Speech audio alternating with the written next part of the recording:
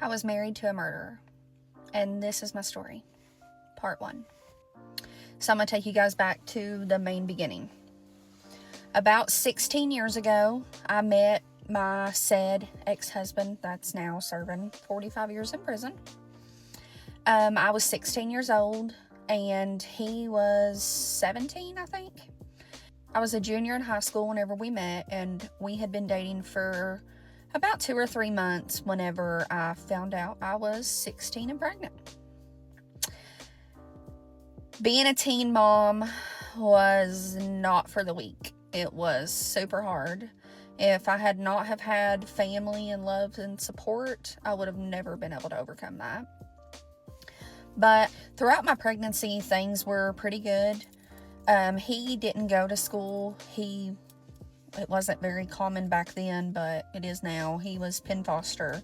So my parents wasn't real fond of the fact that he didn't go to school, but they wasn't fond of a whole lot of shit. So there's that.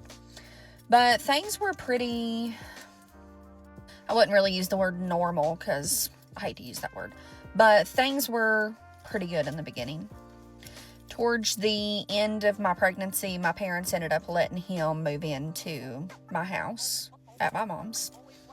We moved into the basement. They thought it would be easier instead of the baby traveling back and forth for us to just stay at my house. We had a baby shower. Things were great. We had a lot of love and support. Like, for me to have been 16 and pregnant, my family and friends and my mom's friends and family and his family all come together and made the best of the situation. I gave birth to my oldest daughter. I was 17, and he was in the delivery room. My mom was in the delivery room. Things were really good, like I said. A couple red flags here and there throughout my pregnancy, but nothing alarming. After we brought Zoe home, she was born on December 15th. Christmas was 10 days later. We had Christmas at my house, and we had Christmas at his family's house. After Zoe was born, I co-opted. I had her in December, so I didn't go back to school until around February. And I got to leave school at 10 or 11 o'clock, and he watched Zoe while I went to school. I co-opted here in our county. That just means you work while you're a senior, so you can leave work early. Or school. You can leave school early. This is when things started to get fishy. I would come home from school at around 11:30, and find him still in the bed. Now, most people might not think, that's a big deal. Oh, it's only 11:30, whatever. Well, he didn't have a job, and he was supposed to be watching our daughter, and there was some days I would come in, and she would be crying in the crib while he was asleep. Follow me for part 2. I was married to a murderer. Yep, you got that right. I was married to a man who is now serving 45 years in prison for murder, and this is part 2 to my story. If you haven't already, go watch part 1 so you know where we left off at, so you're not lost wondering what the hell is going on. Needless to say, this became an ongoing issue with him staying in the bed, not getting up with the baby, me going to school still, trying to get my high school diploma, up till, I don't know, sometimes 4 o'clock in the morning with the baby. After being up till 4 o'clock in the morning, then I got to get up and go to school. Once I was getting close to graduating high school, my dad finally told him, look, you've mooched off of me long enough. You're going to have to get out and get a damn job. And his story was always, oh, I can help my dad at his shop pull transmissions and yada yada. Little backstory, his dad and my dad worked on transmissions at the time. Not together, they had 2 separate shops. But he didn't want to work for his dad, and he didn't want to work for my dad. Like, my dad told him, hey, come out here and work. I'll pay you half, the money. You pull the transmission, I'll build it, you put it back in. But no, he didn't want to work. He didn't want to do shit. He just wanted to lay around and be fucking lazy. Like, I hate to be bluntly honest about it, but that's just the truth of the fact. So this is when a lot of our problems started, is when I'm trying to get an education to where I can go somewhere in life, and you can't even watch our kid while I go to school for 4 hours. So at this point, my dad was like, okay, you've got to get a job, like I said. And my dad worked night shift, so he was like, I'll watch the baby until Tiffany gets home from school. I finally graduated high school in June of 2011. Super proud of myself for that. Walked across that stage holding my little baby in my arms. She was 6 months old, and I had never been so proud in that moment. What does my dumbass do after that?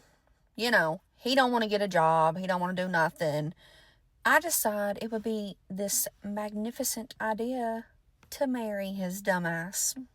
Yep, you heard that right. Follow me for part 3. I was married to a murderer. Yep, you got that right. I was married to a man who is now serving a 45-year prison sentence for murder. Haven't seen parts 1 and 2, go back and watch them so you know what kind of crazy mess we're about to dive into. Did I really want to marry his dumbass? Yes and no. I wanted to do what I thought was the right thing to do. So you got to think, my parents had 3 kids and they've been together for over 30 years. I mean, granted, they fuss and fight a little bit, but they had a pretty good relationship. His parents are still together. How? I don't know, but that's a time for a different story. But so I'm coming from my family being together, his family being together. I am 18 years old at the time, and I think this is the right thing to do. Looking back on it now, I know a lot of the reason that I wanted to get married was because 2 of our best friends at the time, so 2 couples, had just recently gotten married. One of them got married while I was pregnant with my oldest daughter, and the other one got married after I had the baby and I was in her wedding. And the 6 of us were thick as thieves, so we all had a baby close to the same age. And I don't know, they were older than me, but I guess I thought, you know, my parents have been together, his parents have been together, my best friends are getting married, and boy, was that the biggest fucking mistake of my life. Here we are trying a wedding plan, and he is just like not into it at all. He doesn't even want to buy me a ring. I know, red flag number 50,000 at this point. But I was young, I was naive. He finally bought me some $20 ring from Walmart. And I know, money, like, you know, it is what it is. Sometimes we be struggling. $20, put a ring on your finger if you love somebody. Hey, I think that's amazing. But he just wasn't it. Like, he didn't want to do it. But he was going to do it because he knew that he was pretty much stuck with me. And I knew that I was pretty much stuck with him. So we're planning this big, luxurious wedding. Not really, but for our little small town, I mean, it did turn out to be a cute little wedding. But while we're planning this wedding, it's just like things are red flag after red flag. And I keep trying to push it into the back of my mind, like, it's okay, everything's going to be all right. So October rolls around, and it's the night before our wedding night. I get a message from somebody, and it's been a long time ago, so I don't remember the exact details to the message. But they pretty much told me that he had been cheating on me. What do? Oh, my man would never. It almost makes me want to gag telling the story, I swear. My man would never. Like, that was literally the motto I had. Because I thought that the sun rose and set in this man's ass. Why? I have no idea. Put a ring on it, honey. I married him. Yep, sure did. And I will say, I think that was when he had the hook in me. But, honey, he reeled that son of a bitch in. Like, this is when shit really starts to hit the fan. So, if you want to hear more about my story, follow me for part 4. I was married to a man who's now serving 45 years in prison for murder. And this is my story, part 4. 10 days after we got married, I got into a really bad car accident with my best friend.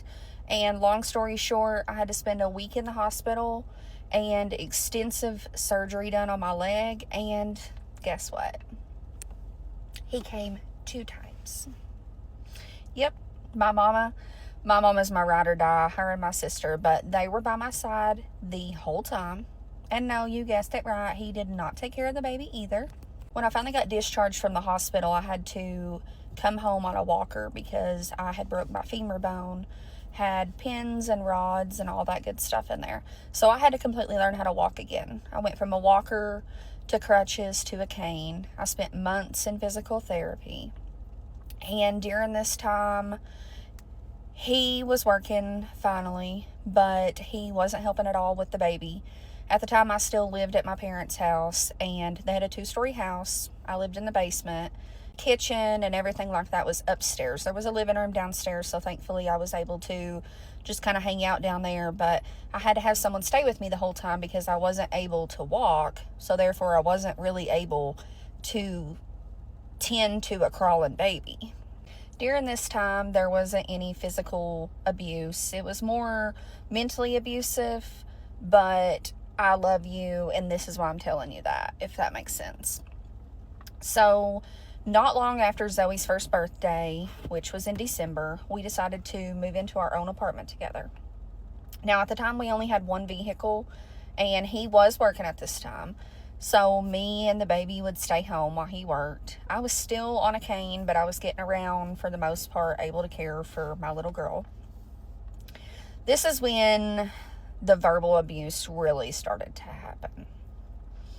So everything that I did was my fault. The way I put up his laundry, the items I bought at the grocery store, the time I put the baby to bed, anything you can think of, like, oh, you didn't sweep and mop the floors today, even though I swept and mopped them yesterday, and there's 3 people live here, and the floors are clean. I was a piece of shit. The first time he ever put his hands on me was in that apartment, and I was absolutely petrified. So this was the first time I had ever called my parents and told them about what was going on, and we only lived a couple minutes away from my parents. My dad got straight in a car and drove there and was ready to someone. Like, he was upset. So I packed my stuff and I moved back in with my mom. 98% of women who live domestic violence go back. I wish that I could have said that that would have been the first time I left, but sadly I left many, many, many more times after that. So I forgave him. He called, cried, it would never happen again. I moved back in, and things were pretty good for several months. Our lease had ran out. We had signed a 6-month lease. Our lease ran out, so we decided to buy a fixer-upper trailer and move it down by his family's house. His family was very loving and supporting, and they did help out a lot with our daughter. So that was a plus side, being close to them.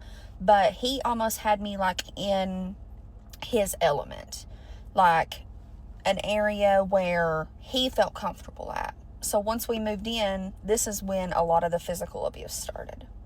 At this point, I had left him numerous times, and the physical abuse just continued to happen. But whenever I would leave, he would threaten to kill himself if I didn't get back with him.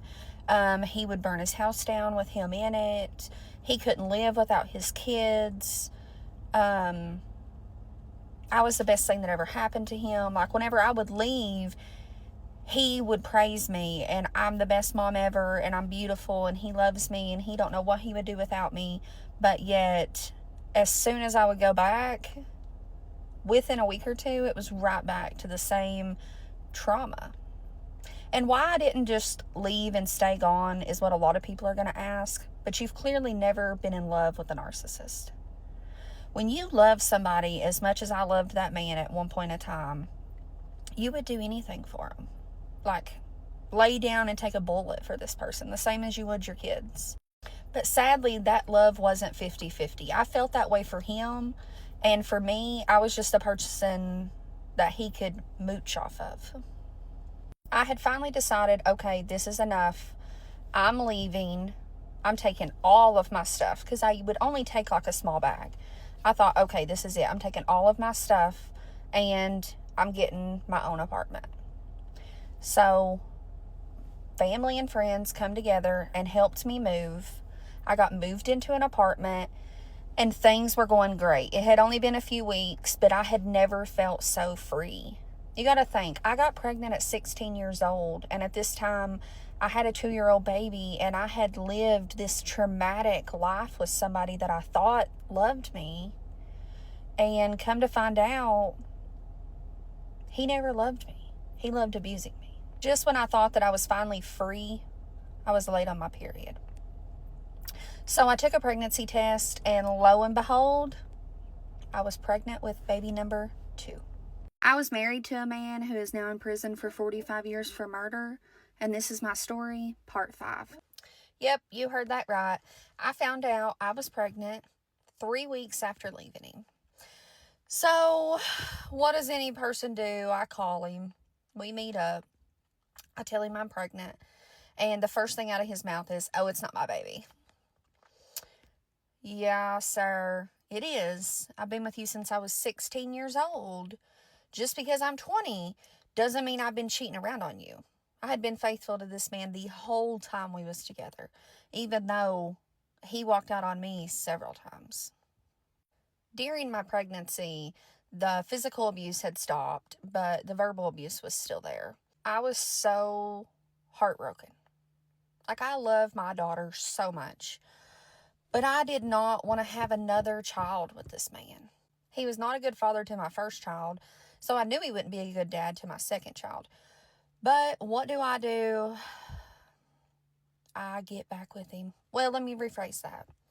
I almost had to beg him to get back with me. And I cannot even believe that I stooped to that level of low to beg a man to get back with me. But like I said, I loved this man, and I thought, I don't know, I guess I just thought I could change him. So we decided to try to work things out. At the time, he had a really close buddy that he was letting stay with him in our house. But like I said, I had moved out and got my own apartment. This all happened really quickly. But he had been coming over to my place, and things were really good. After I pretty much begged him to get back with me, we decided, we'd take things really slow. I would stay at my place, he would stay at his, and we would try to mend the broken relationship that we had. We knew we was both having another baby, so we wanted to make the best of our family. One night, he wasn't texting me back, and if you know me in real life, then you know, just a little psycho. Well, I decided to go down to his house, and whenever I pulled in, there was a car there, and I thought, this is weird. But at the same time, his dad's transmission shop was in the same area that we lived in. So we lived in a single wide trailer like this, and the garage was here. So it was really nothing unusual to see other people's cars there. But that night, something just didn't sit right with me. So I get out of the car, I walk up to the door, and it was locked. I could hear people inside, but I couldn't get anyone to come to the door. Well, honey, I ain't the one that's just going to get back in my car and leave. So I start pounding on it a little bit harder. Well, he finally comes to the door and slips out and shuts the door behind him. And I'm like, "What's going on? Why did you not want to come to the door?" And he was like, "Oh, I was asleep." I'm like, "Oh, okay. Well, can I come in?" He said, "No, I don't really think you need to come in." I said, "This was my house 3 weeks ago. We're trying to work things out. You're staying at my place, I'm staying at yours, but I can't come inside." Well, y'all already know why I couldn't come inside. He had some bitch ass hoe up in there. Like I said, if you know me, you know me. So I started hollering "Come on out here, bitch. Come on." Because I had never been able to catch him red-handed with somebody, but I know that he had cheated on me. So she finally comes outside, and I'm like a fit to be tied. I'm trying to get her to fight, and she's not about it. She keeps saying, "Oh, you're pregnant, nah." And looking back, that was so stupid of me to try to fight somebody over this man, for one, let alone pregnant. Well, since she wouldn't fight me, a little bit more of my craziness come out. I don't carry her anymore. She stays at home, but I used to carry a softball bat in my vehicle. Her name is Sally, and she was my ride or die. She was by my side at all times. You got to think, I lived domestic violence with this man, and I had to defend myself. So I go get Sally out of the car, and I tell her she got till the time I get to 5 to be getting in her car leaving, or it'll be the biggest mistake of her life. Well, to make a long story short, she didn't leave. And when she did leave, she didn't have no headlights, no taillights, or no windshield.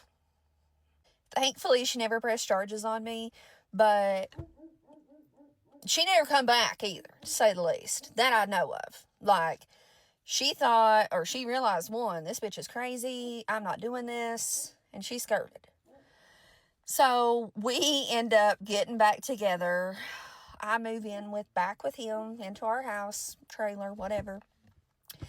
And this is when more shit just continues to get worse. And like, the red flags was there, and honey, I must have thought it was a circus ride because I just kept staying and kept getting on the ride. Out of all the baby appointments that you go to, he went to one appointment. Yep, you got that right, one, and it was the anatomy scan. When they done the ultrasound and told us that she was a girl, he was pissed. We had our oldest daughter with us, and he took her and went to the car and left me with the ultrasound tech in the room. Like, he was mad because it wasn't a boy. That's when he was back on the whole, it's not my baby, I'm not coming with you to the doctor, you can stay here, but I'm not raising nobody else's kid, you're a piece of shit. And then the next day, I love you, I know it's my baby, I'll come to the next appointment. The next appointment rolls around, he doesn't come. With my oldest daughter, I went into labor, but with my middle daughter, our second child, I was induced at like 39 weeks and 2 days. Well, he said that he wasn't coming to the hospital until I got further along because he wasn't staying up there all day waiting. So my mom and my sister stayed with me the whole time. And as I'm getting further along, my mom is calling him and she's like, hey, you need to get here. Like, she's in full-blown active labor and we're going to be having this baby any minute. Phone call after phone call after phone call. He never answered. My dad even went looking for him before he came up to the hospital. No one could find him. So, I mean, my body doesn't have any other reaction but then to keep going. My mom and my sister ended up being in the delivery room with me, and my mom is the one who cut her umbilical cord. And I'm just so proud that it was her and that my sister got to experience that with me, because it was honestly so much more peaceful not having him there. When he finally did get to the hospital, he was pissed because he claimed that no one let him know.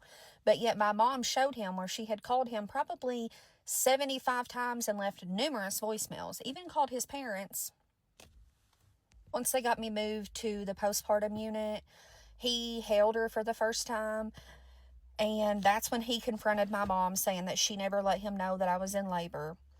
And he made my family leave the hospital. I was married to a man who's serving 45 years in prison for murder, and this is my story, part 6.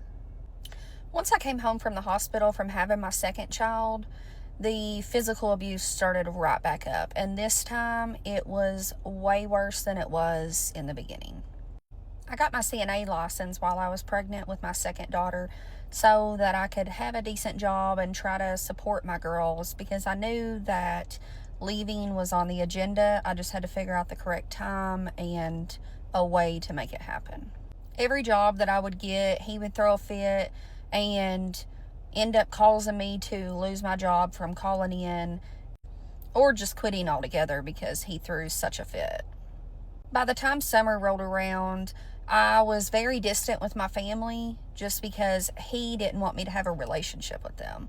So I didn't get to see my parents a whole lot, even though we lived less than 10 minutes away. They would show up down at my house and we would spend all day together. But then as soon as they left, I would get the shit beat out of me. Now, don't think for a minute that I just let him beat the hell out of me, because honey, I beat the hell right back out of him. This is times whenever I should have left, but I continued to think that I could change him. But we all can clearly see that I did not.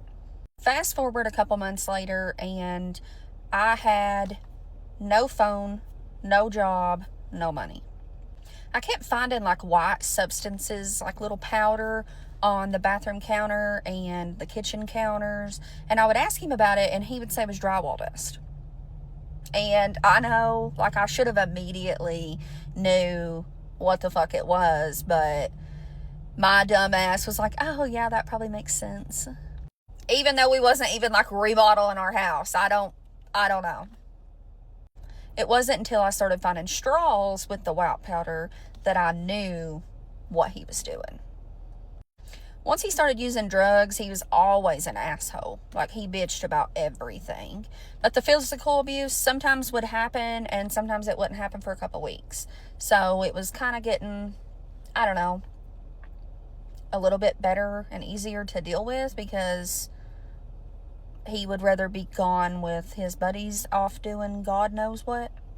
Now, mind you, whenever he would leave and go places with his buddy, he would take the battery out of my fucking car so that I couldn't go anywhere.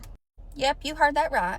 He would physically take the battery out of my car so that I could not leave the house. So, like, Lord forbid if something would have happened to one of the kids, I don't know what I would have did. Even though his family lived close by, knowing that you don't even have transportation when you have a car sitting there was just mind-boggling. And the reason he did that is because he wanted to isolate me from my family, because he knew that I was going to leave him. We both smoked at the time, and whenever he would leave me like 1 or 2 cigarettes for my allowance. And honey, if you smoke, 1 or 2 cigarettes for 14, 15 hours don't do shit. Like, I can remember going through the ashtray and digging out little butts that had a little bit left on them. So one day I finally said, okay, I've had enough. Mind you, I've said this 20 times at this point. I pack me a little suitcase and I go to my mom's house, and I'm not even gone for like 5 or 6 hours, and he calls me. He has himself barricaded in the bathroom with a shotgun to his neck, saying that he's going to blow his brains out if I don't take him back. My mom begged me not to go down there and talk to him, because I told him, I said, I'm not taking you back. And he was like, well, will you please come talk to me? You're the only one that makes me feel better. She begged me not to go because she knew what would happen if I did go. I would get right back with him. But what does anyone do that loves a narcissist? We give in. I go down there, and he really is in the bathroom sobbing, like hysterically. Yeah. He promises me that if I will stay with him, he'll go admit himself into the psych ward. 5th floor, whatever you want to call it. So I agree. I'm like, okay, you need some help, because he had like clearly mental illness. I said, okay, if you will promise me that you'll go sign yourself in, then I will move my stuff back in and I will take you to the hospital. He was okay with that. He was like, okay, I will pack a bag. Let's go.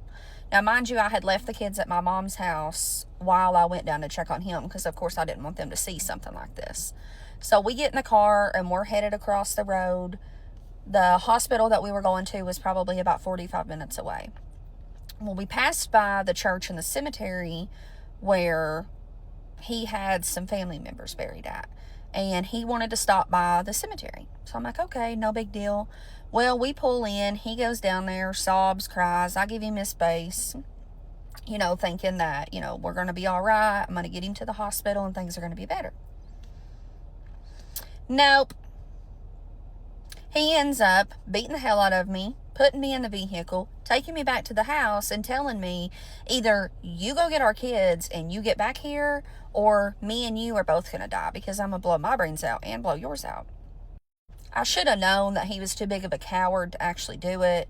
But of course, whenever your kids are on the line, I was like, okay, I will do whatever you say. I get myself presentable. I let my mom know, hey, we've worked it out. I'm coming to get the kids. She's hysterical, doesn't want to let the girls go, but she knows she doesn't really have any other option. So I pick the kids up, we come back to the house, and the next time I leave will be the last time that I ever left him. I was married to a man who is now serving 45 years in prison for murder, and this is my story, part 8. After I left him, surprisingly, he didn't really try to get back with me, which was perfect for me, because I was done. Like you all clearly could tell in the story. We sat down together and worked out a visitation schedule for him to see the kids. and I hired a lawyer, and we went to court and filed for a divorce. Things were decently good for the first couple months after we did separate. I had got moved into a low-income apartment. I got a job at the nursing home again. I was supporting my girls. Life was good. And then this is when he stops getting the kids. His mom would message and still want to get them, so I would let them go and spend time with her. But it finally came to a point to where I was like, why am I even forfeiting my time when they're not spending time with their dad? Like, I know they needed to spend time with their grandma, but it's really not fair for me to lose my time when the dad doesn't want to see or take care of his kids. This went back and forth for a while with him wanting the kids and then not wanting the kids. And he would find a girlfriend that would take care of the kids for him. And then once he finally realized that he wasn't going to be able to keep a girlfriend either because he was a piece of shit, is when he got really bad off on drugs. Now, during this time, I had stopped letting the kids see him. So I left him in January of 2016. My daughters had just turned 5 and 2 years old. And I stopped letting him see the kids probably in, I'm going to say, like July of 2018, somewhere in there. So he's seen the kids for a little over 2 years before I went no contact with him. That December rolled around and I got paperwork in the mail where he was taking me to court fighting for full custody of my kids. Now, mind you, he hadn't seen my kids in 6 months. So I hire a lawyer, and I really don't put much thought into it because I know he can't pass a drug test. I know he's a piece of shit. And I really just knew that the Lord would be on my side and things would work out. The court date rolls around and he doesn't even show up for court. Like, he had hired a lawyer, or his mom had hired a lawyer, and she was there, but he didn't even show up for court. And I told the judge, I said, I am not agreeing to him seeing the kids. He's $15,000 behind in child support. He hasn't seen the kids in 6 months because he's so strung out on drugs. And I am requesting for a drug test. And I don't want to piss in a cup. I want a hair follicle test. His lawyer tried to claim he wasn't on drugs, so the only way the judge would agree to the hair follicle test was if I had a hair follicle test done as well. Not a problem with me. I've never used drugs a day in my life. So they sent me to one location, and they were sending him to a different location. And we had, like, I think 3 or 4 hours to have the testing done. So I left court and went straight for my hair follicle test. And what do you know? He never even has his done. So when we go back to court, of course, they threw the case out because automatic fail if you don't go for the test. Now, mind you, during this time, he had no contact with me or my children. I had him blocked on all social medias. And during the time, I didn't live in the town that we live in now. I lived about 3 hours away. So, I mean, he didn't try to, like, come hunt me down or nothing. August 25th, 2019 was one of the worst days that I will ever forget. And it'll be a day that sticks with not only me, but my children's hearts and so many people in our community forever. I received a call out of nowhere from an unknown number, but I answered the call anyways. I was at home. Now, mind you, like I said, I lived 3.5 hours away from my hometown during this time. And whenever I answered the phone call, it was DCBS. They told me that they were trying to locate my house and that it was urgent that they speak with me. So they were literally within a mile of where I lived at. So I give them the proper directions, how to get there. I have no idea what's going on. Like, I don't know if someone's reported me to DCBS or what. But whenever they pull up and they come inside, they start asking me questions about my said husband from the story time. And I start telling them, you know, how they haven't had any contact with him, and I've got court documentation to prove this and this. Well, they want to know where the kids are at because they need to talk to the kids. Well, I inform them that, you know, the kids are at school during the time. Zoe was in the 2nd grade and Chevy was in preschool. Well, I asked what this is about. Like, why do you need to talk to the kids? What's going on? And they informed me that there is a bench warrant arrest for their biological father for assault to a minor. I was at a loss for words. I didn't even know what to say to them, let alone what to do. Well, they had to talk to my kids to make sure that my kids were okay.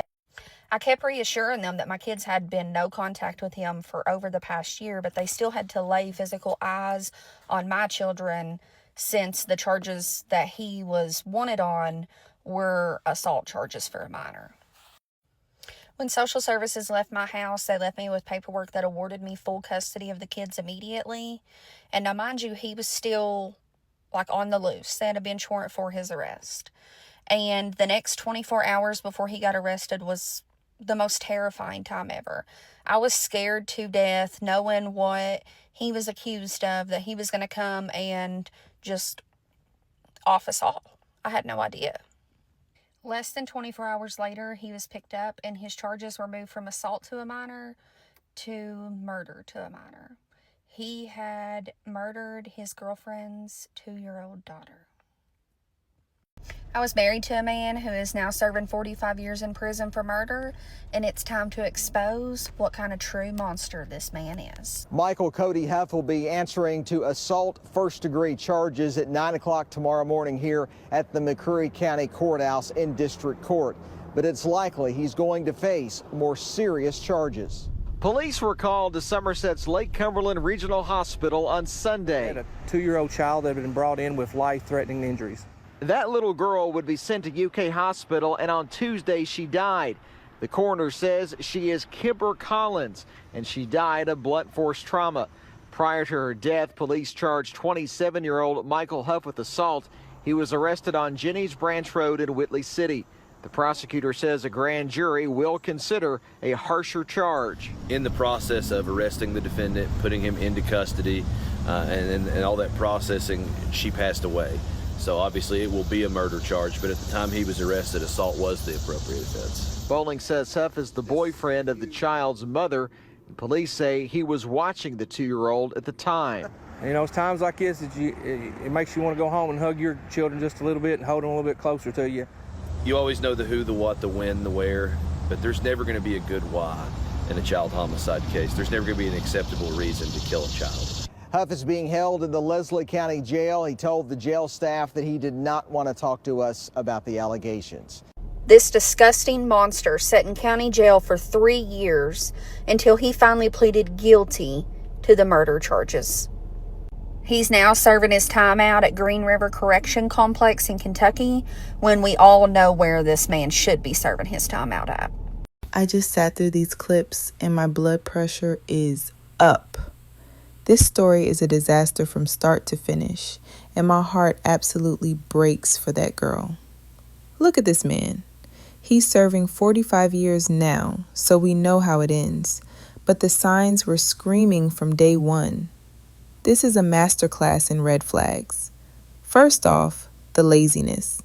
Wouldn't work for his daddy, wouldn't work for her daddy, just wanted to lay in bed? Absolutely not.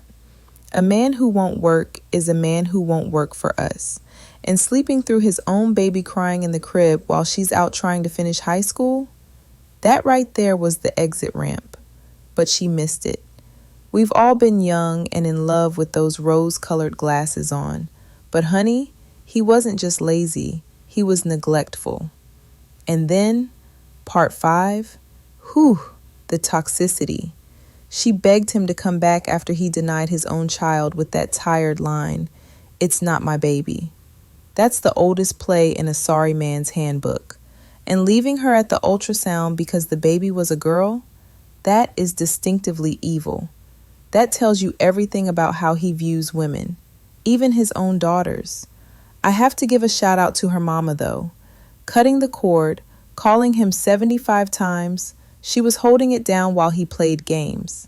And for him to show up late, then have the audacity, the unmitigated gall, to kick her family out? Oh, absolutely not. I'm not gonna lie, I chuckled a little about Sally, the softball bat.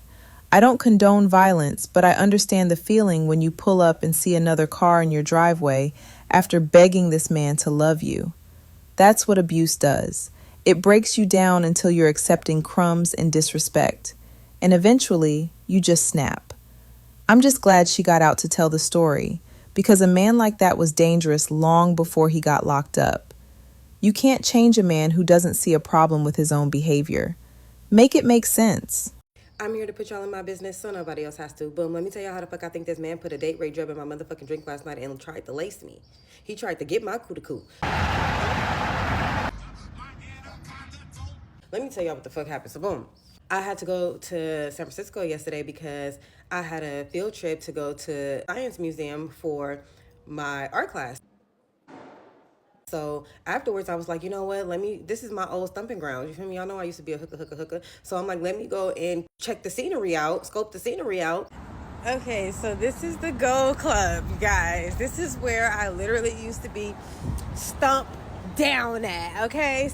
And see what the fuck going on around here. Let me stop by a bar, give me a drink, give me something to eat, you feel me? Just have a good time before I go home and have to be a fucking mom again, because it's very rare that I get to travel somewhere by myself and get some alone time. So let me get to the point. I get to the bar, everything is cool. The vibes are chef's kiss. Like, me and the dude, we chopping it up. He's Dominican, so we were talking about like how I love how certain people who are of a Spanish native are able to tell when other people are Spanish speaking as well. The drinks were $20, so I was already kind of skeptical about getting a drink because I was balling on a budget. I ended up getting me a Long Island. You feel me? I love me a Long Island. Everything is great. Like, we're chopping it up. There's another coworker there with him. I knew the nigga was a trick. The nigga ended up asking me for my number. He was like, if I wish that you didn't have to leave so soon, because if you could stay at 5 o'clock, we could have went and hung out and I could have bought you something, took you out or whatever. So I'm like, oh, after I leave here, I'm going home. I got to be a mom. I got 2 kids, like, yada, yada, yada. Because I had already told him that I'm retired. After I finish my first drink and after I get the fries, I'm like, damn, like, I wish I could have another drink. I'm like, but I ain't gonna lie, I'm not stepping out my budget to buy another drink. So he was like, oh, I can get you another drink on the house. Just don't say nothing.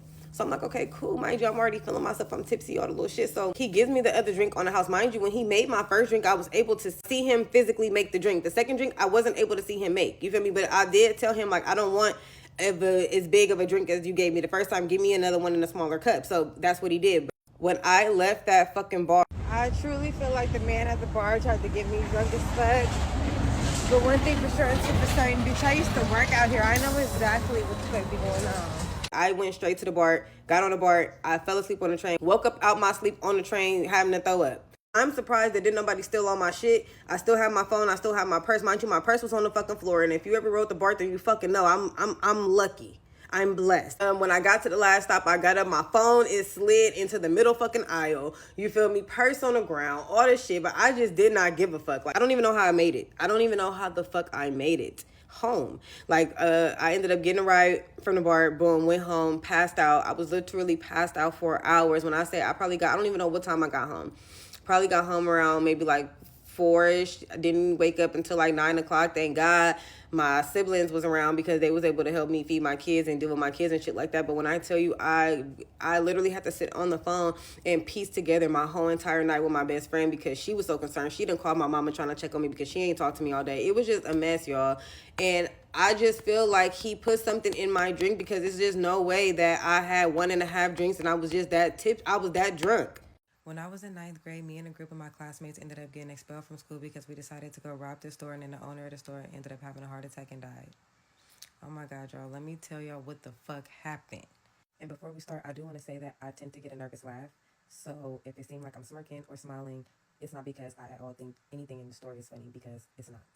Because I remember that shit like it was yesterday. I remember I was at school, y'all, and me and a group of my classmates was like talking, and we was going to go to the store because it was the store that was down the ramp from our school, right? And we was going to go to the store. We was going to steal a bottle. We was going to smoke, just chill and ditch school that day or whatever. So our school was on top of a hill.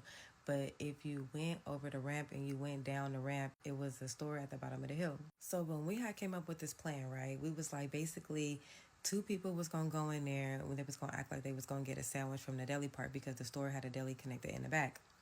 And then my role was basically just to go in there and steal some fucking candy because, bitch, I wasn't about to be really doing no dirty work. I was scary as fuck. I ain't gonna lie. First of all, I don't even drink, so I'm really not about to get in here and do too much because even to this day, I've never been a drinker, right? So I'm just going on along for the ride because I'm a follower at this point. I just wanted to make friends and wanted to fit in, and who doesn't want to ditch school and smoke? on somebody else's weed, you know? Anywho, so my plan was to just steal the candy, and then this dude, his plan was to, of course, go and get the bottle. I think it was him and this other person was supposed to be going over the counter to get the bottle.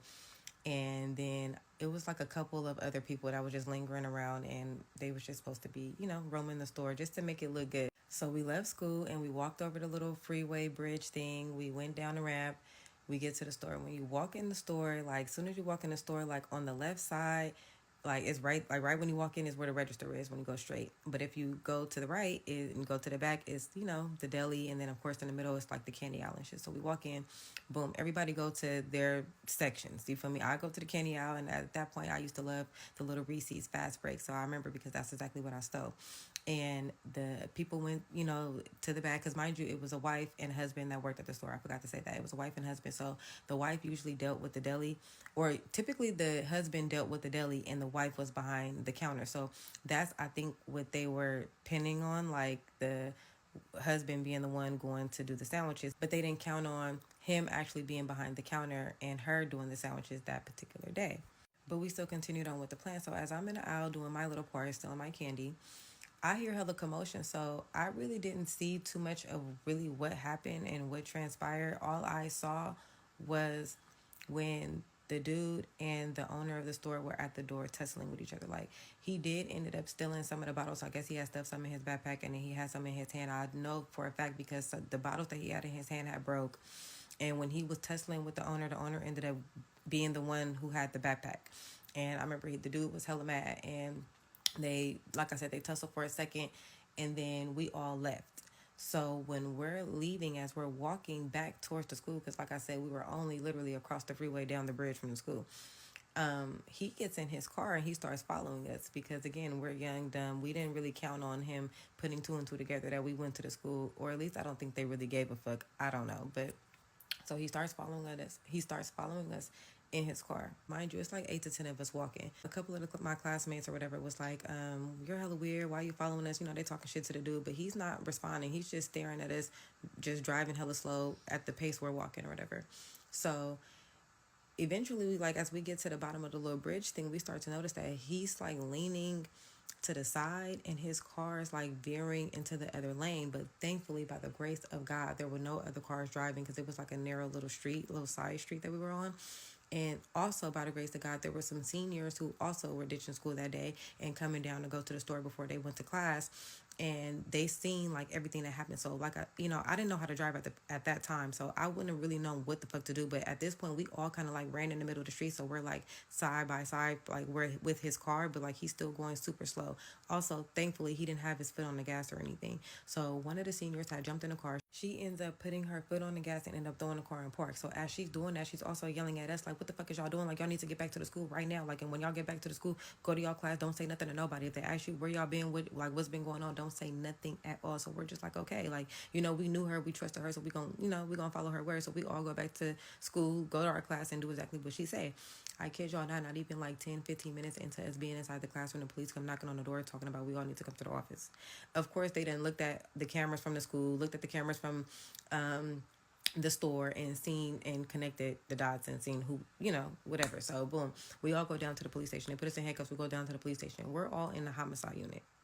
At that point is when we realized that the man had passed away, and we realized the severity of the situation. Like, they're like, y'all need to let us know what happened. Like, y'all gonna go to jail for life. Like, whoop. And we're like, we don't know. Like, well, I'm telling him I don't know because I did not really see what was going on.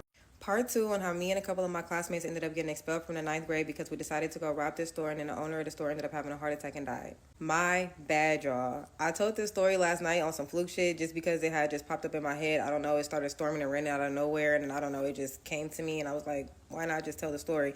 And I didn't think it was going to blow up like that. But anyway, so here's the rest of the story. I left off on the part where I was telling y'all that I was in a homicide unit. We all went down to the police station. They each had us in separate rooms. So we was there for hours, y'all. Like when I say we was there for hours, I mean we was there for hours. We was literally there from like the morning till it was nighttime outside. And my godmom did tell my mama that she felt like she should have sued because it was illegal for them to have us all as minors inside the police station in a homicide unit and not notify any of our fucking parents. So mind y'all, none of our parents knew that we was even down there. I don't even know how my mom ended up finding out that I was down there. I'd have to ask her.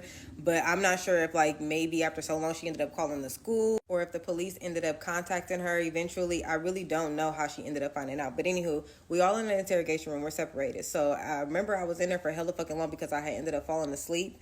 And then when I woke up to the police coming in there and they were questioning me. And they was like, y'all are about to go to jail. Like, this is a serious case. Like, the man ended up passing away. He ended up dying. And I'm just like, oh my God. Like, I don't even remember how old I was.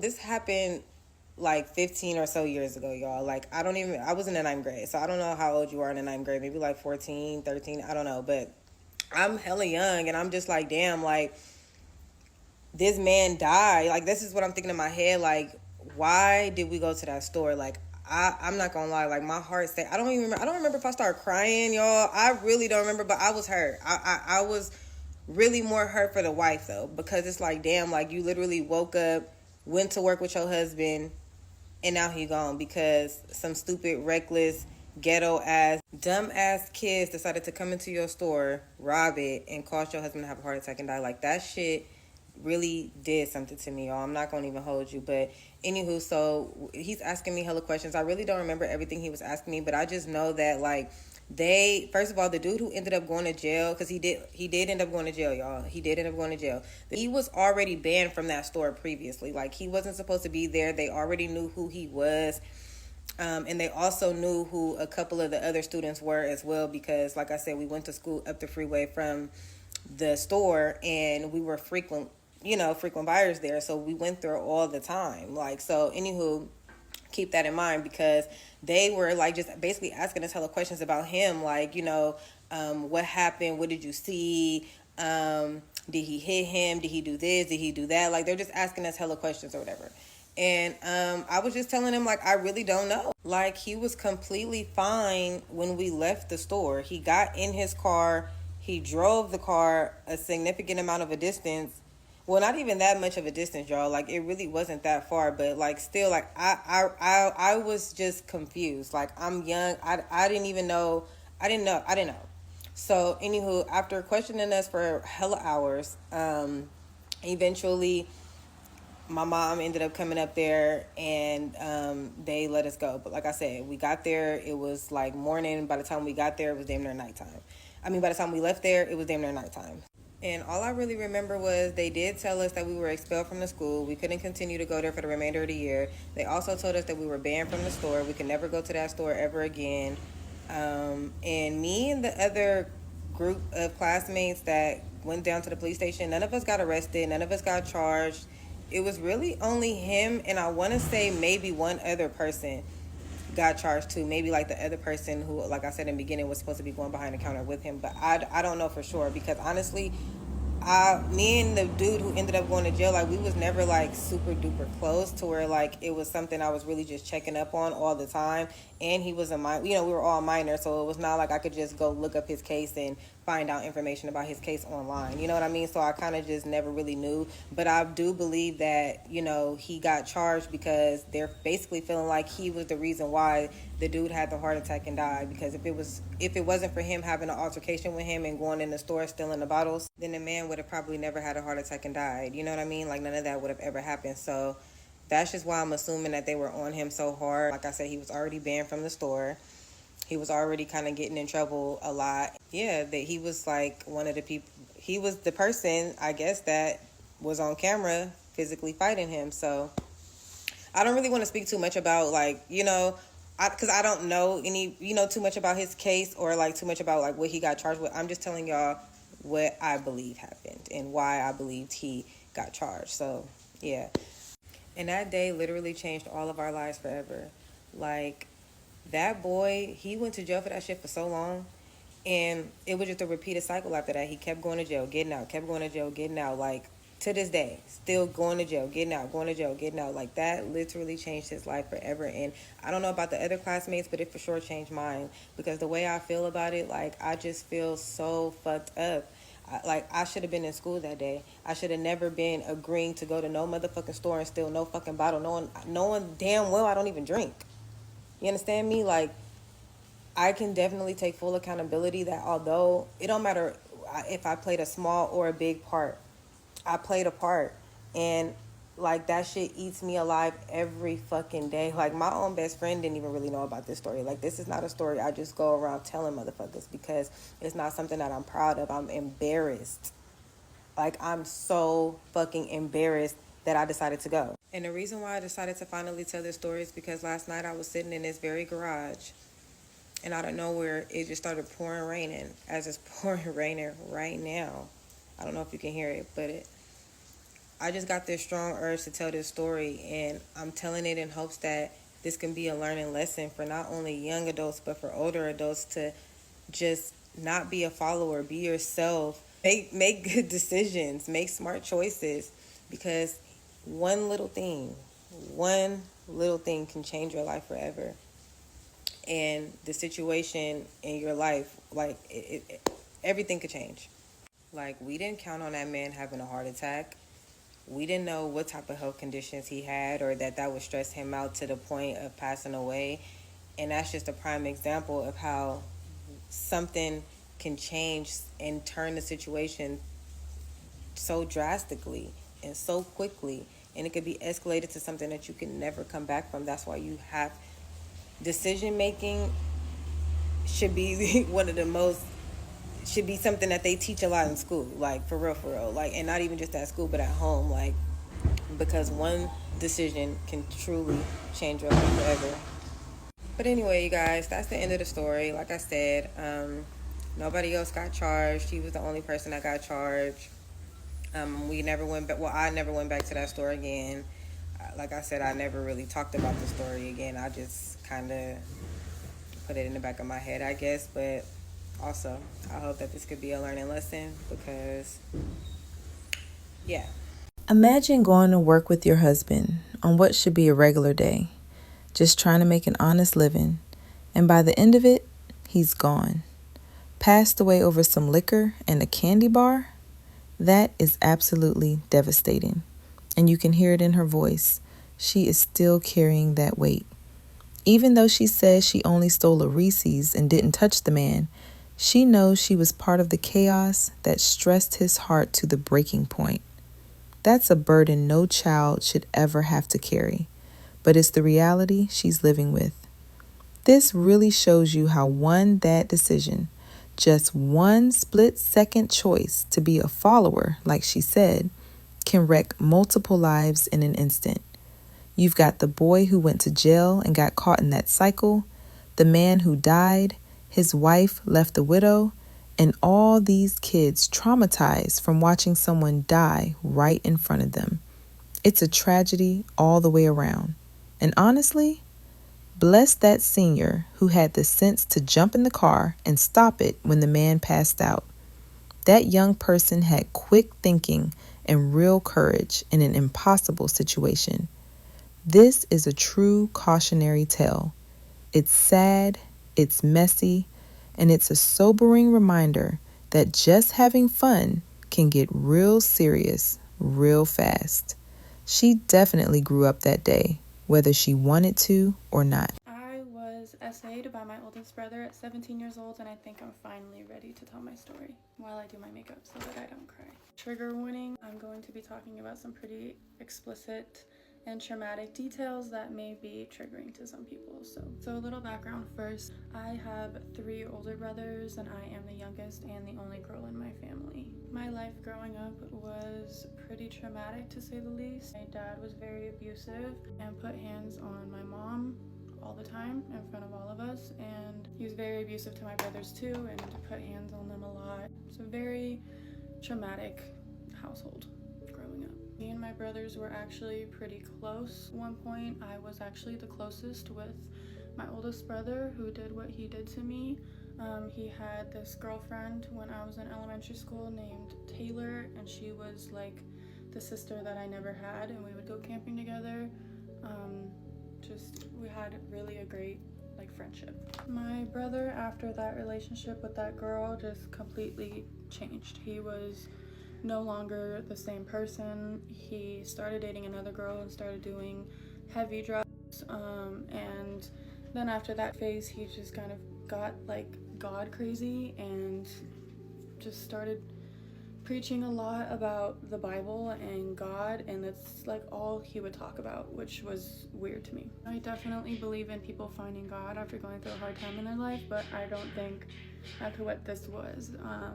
He became a very dark person, and I'm not really sure how to explain it better than that. So when I was 17, my best friend at the time was going to Miami, and I really wanted to go with her.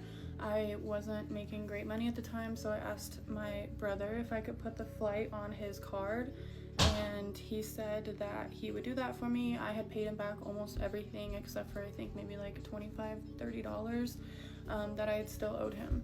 That will become important later in the story, but just keep that in mind. We were in my room gardening together because me and my brothers all gardened together growing up. My parents gardened and we all gardened too. And so we were in my room gardening, and this was not abnormal. This was not weird. Like I said, me and all my brothers, even me and my dad, would garden together. I look back on that part of my life a lot, wow, everyone told me oh my gosh, you have 3 older brothers, you must be so safe and they protect you so much. And it's funny because I never would have thought that I would have needed protecting from my brothers. Anyways, so we were in my room gardening, and we were watching a movie, and I fell asleep on my bed, and he was in a chair, I think, or maybe he was sitting at the end of my bed. I'm not really sure, I don't remember, but I fell asleep and I woke up to his hand down the back of my pants, and he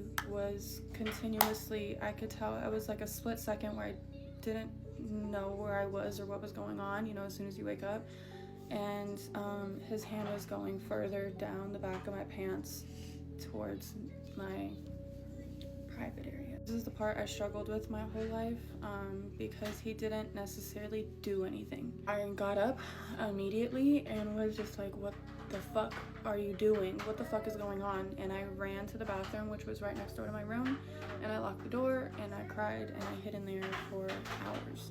I don't really remember what happened after that. I eventually came out and I didn't tell anybody for a couple months. A couple months later, he was asking me if I could come downstairs to talk to him.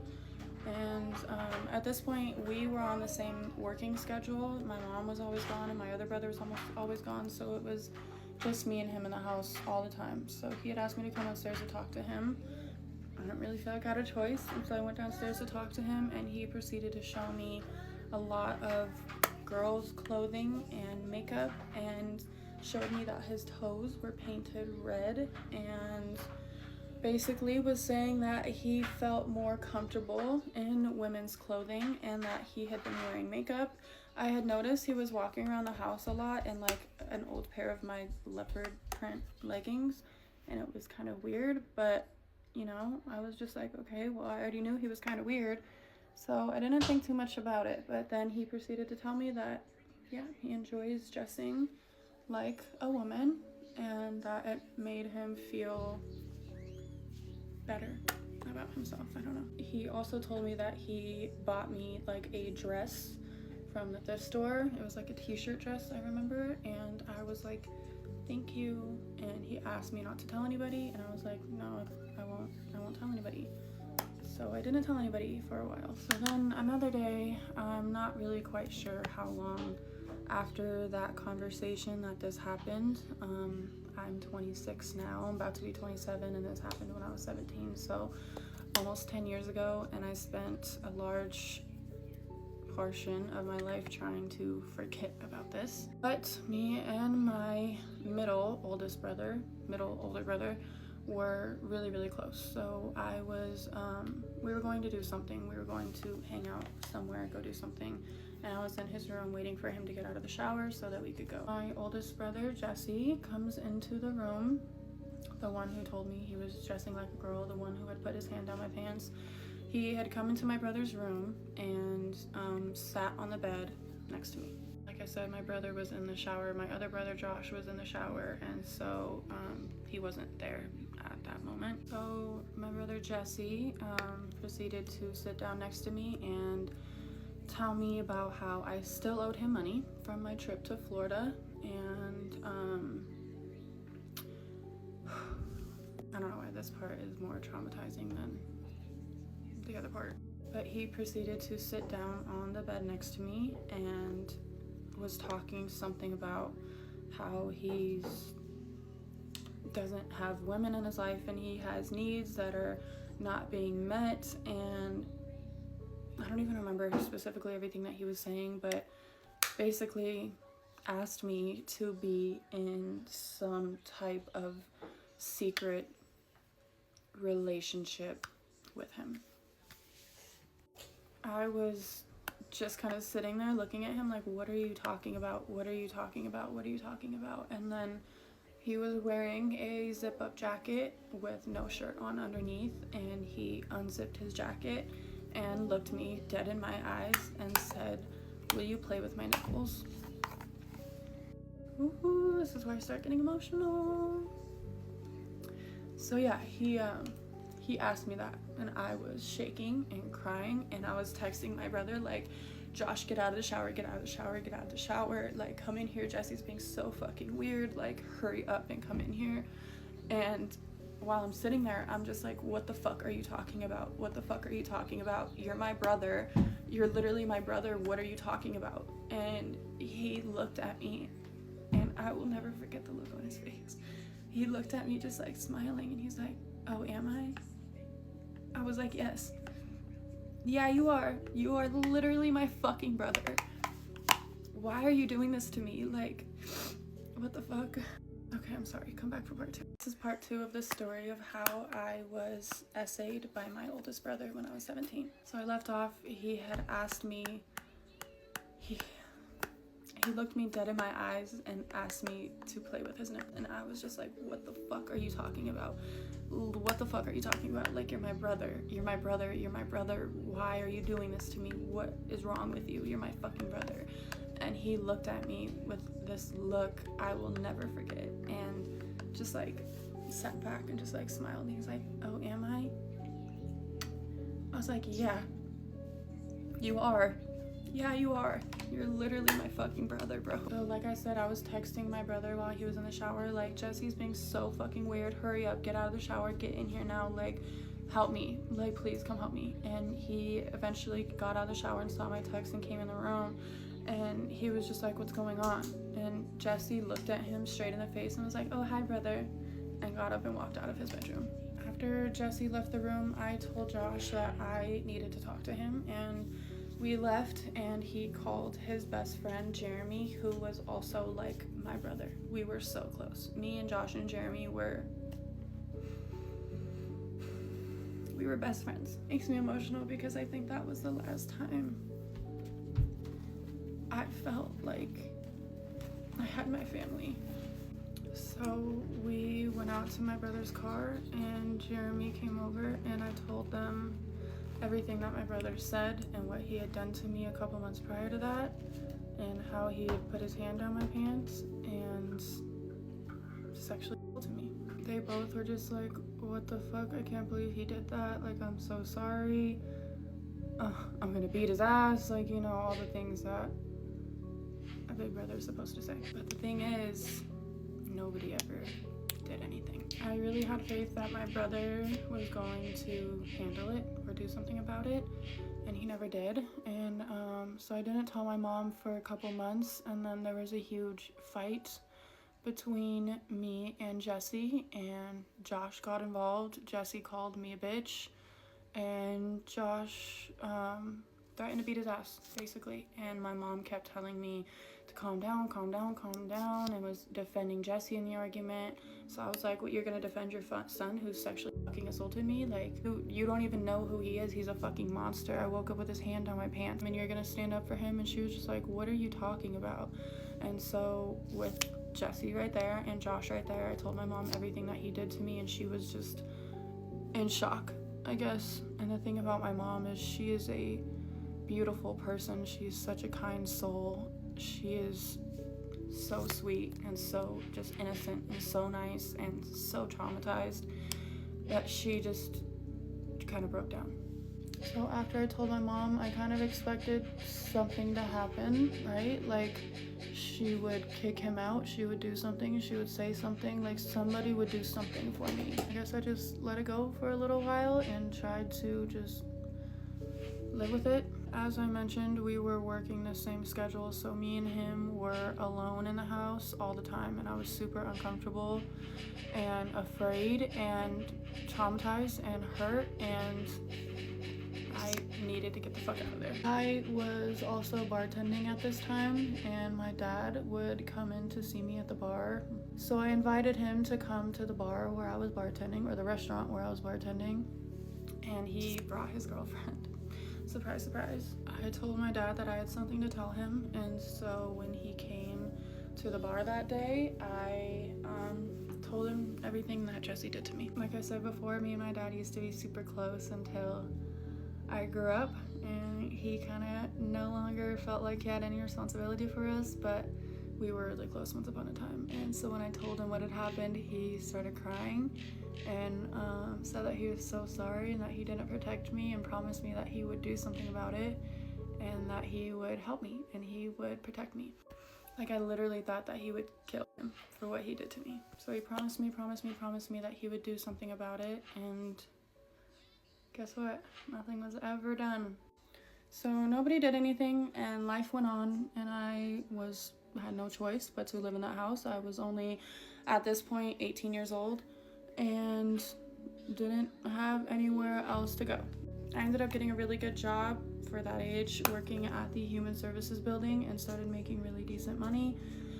And one day I was just having a breakdown about the whole situation, and I went to work, and my boss was an angel.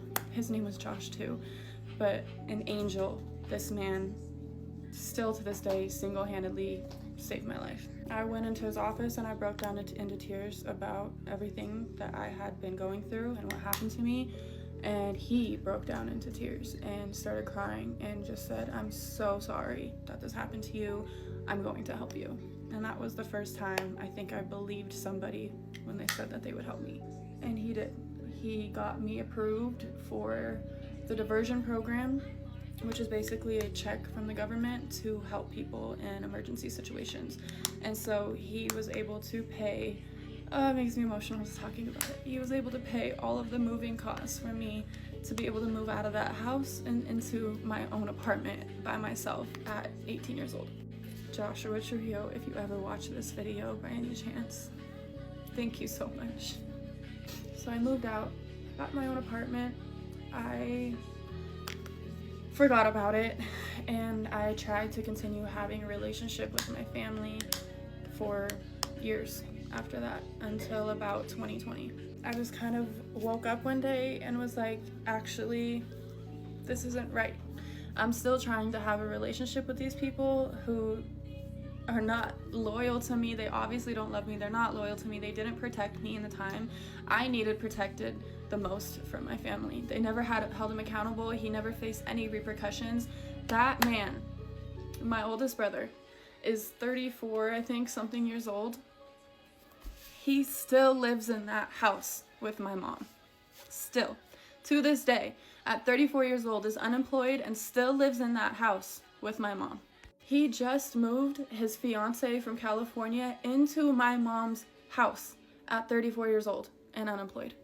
Josh, my brother, who I was like this with, still lives in that house with that man at 32, 33 years old, lives in that house with my mom, working a part-time job.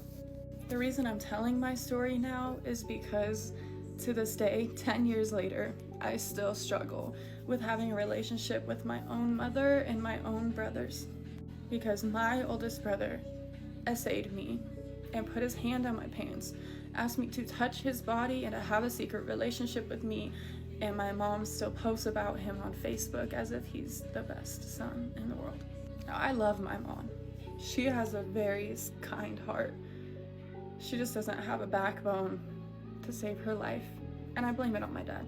Family trauma is real. Trauma from being SA'd is real. Trauma from people being disloyal to you and not protecting you. The one group of people, your family, who is supposed to protect you more than anyone else in the world, when they fail you and fail to protect you at the most critical time, it hurts.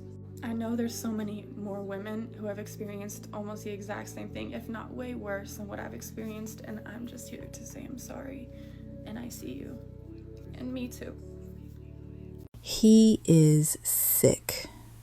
I mean, deeply, disturbingly sick. The way he switched up on you, walking around in your leggings, talking about wanting to be a woman, then turning around and using that confusion to prey on his own little sister, that is predatory behavior, plain and simple. And that moment in the bedroom where he unzipped his jacket with nothing underneath and propositioned you, girl, I can't even repeat it. It makes my skin crawl. That wasn't just weird. That was evil. He knew exactly what he was doing, trying to manipulate you into some secret complicity. It's demonic. But let me tell you what really boils my blood. It's your mama. I know you say she has a kind heart and she's traumatized, and I hear you. But as a mother, no. Absolutely not. Your job is to protect your child. When you told her what happened, with witnesses right there, and she looked you in the face and chose to protect that grown man over her teenage daughter, that is a betrayal that cuts deeper than anything he did. She failed you. She failed you in the worst way possible.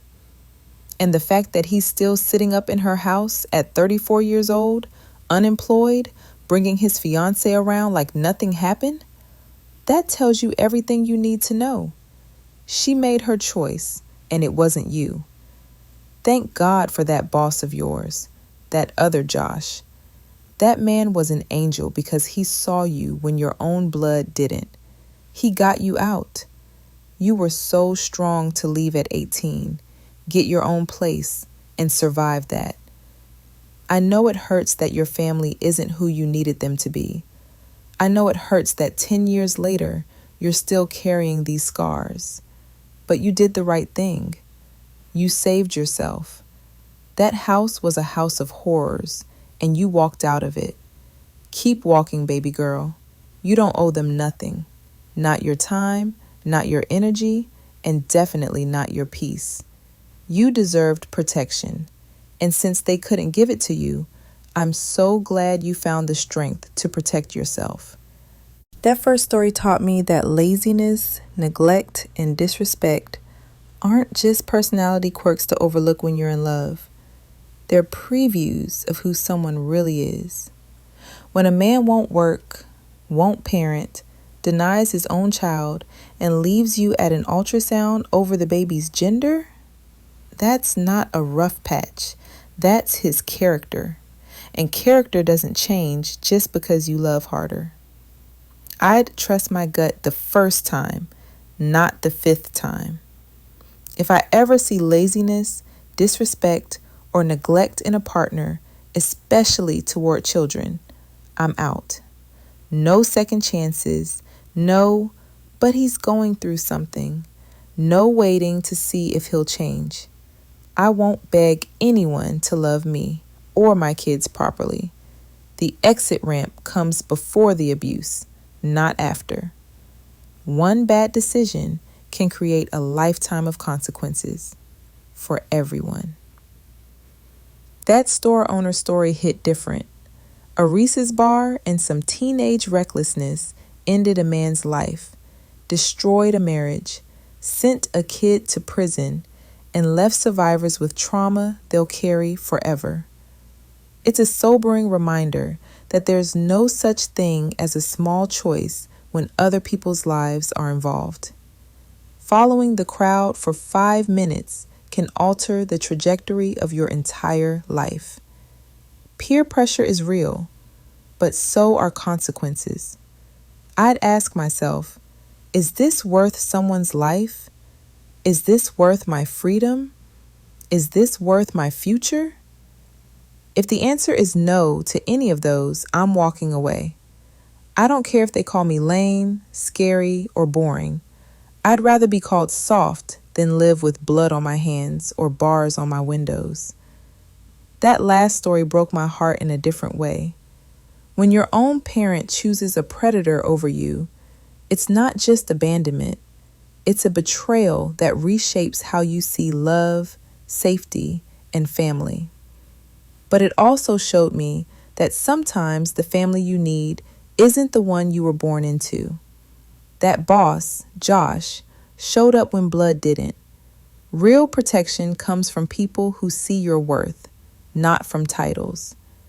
If someone, especially a child, tells me they've been violated or harmed, I'm believing them.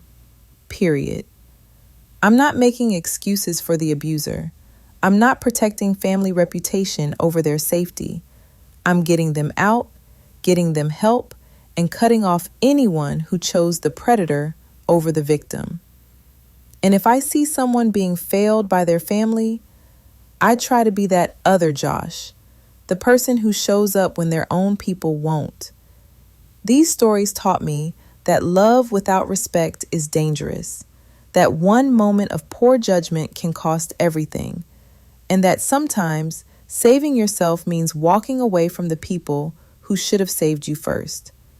I choose myself faster, trust my instincts louder, and protect others fiercely, because we all deserve to be safe, believed, and loved the right way.